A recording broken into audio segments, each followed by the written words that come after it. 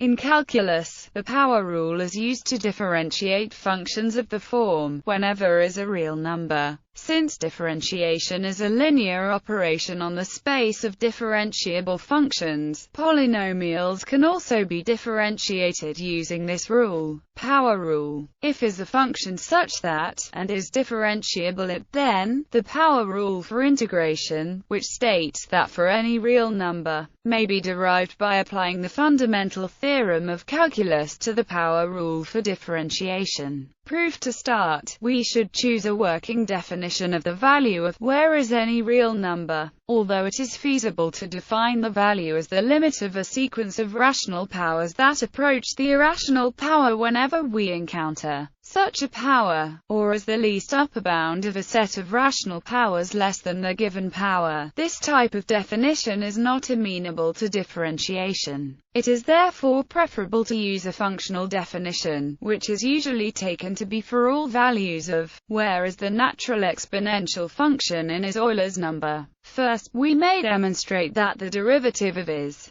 if, then, where is the natural logarithm function, the inverse function of the exponential function, as demonstrated by Euler. Since the latter two functions are equal for all values of their derivatives are also equal whenever either derivative exists, so we have, by the chain rule, or, as was required. Therefore, applying the chain rule to, we see that which simplifies to, when, we may use the same definition with where we now have. This necessarily leads to the same result. Note that because does not have a conventional definition when is not a rational number. Irrational power functions are not well defined for negative bases. In addition, as rational powers of -1 with even denominators are not real numbers, these expressions are only real valued for rational powers with odd denominators. Finally, whenever the function is differentiable at the defining limit for the derivative is, which yields 0 only when is a rational number with odd denominator and 1 when r equals 1. For all other values of r, the expression is not well defined for, as was covered above, or is not a real number. So the limit does not exist as a real value derivative.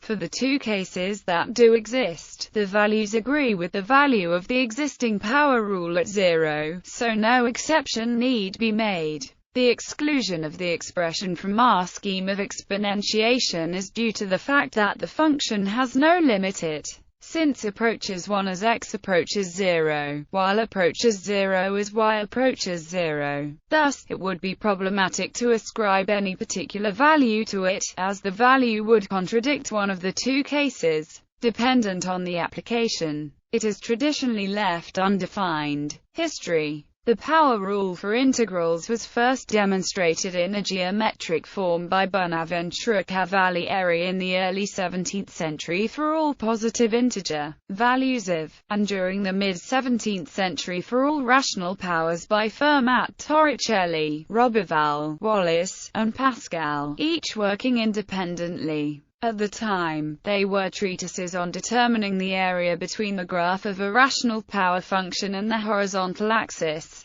With hindsight, however, it is considered the first general theorem of calculus to be discovered. The power rule for differentiation was derived by Newton and Leibniz, each independently, for rational power functions in the mid-17th century, who both then used it to derive the power rule for integrals as the inverse operation. This mirrors the conventional way the related theorems are presented in modern basic calculus textbooks, where differentiation rules usually precede integration rules. Although both men stated that their rules, demonstrated only for rational quantities, worked for all real powers, neither sought a proof of such, as at the time the applications of the theory were not concerned with such exotic power functions, and questions of convergence of infinite series were still ambiguous. The unique case of was resolved by Grégoire de Saint Vincent and his student Alphonse Antonio de Sarasar in the mid-17th century,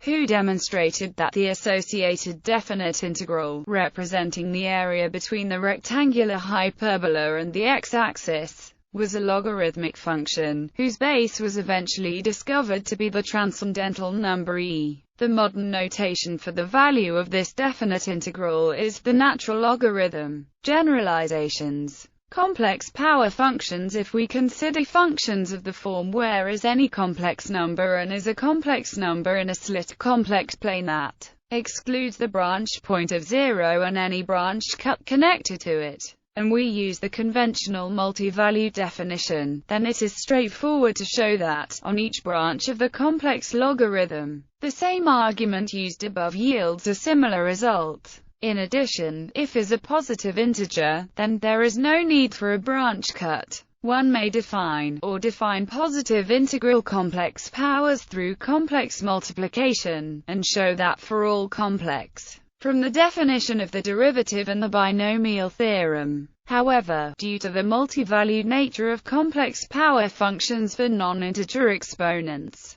one must be careful to specify the branch of the complex logarithm being used. In addition, no matter which branch is used, if is not a positive integer, then the function is not differentiable at 0.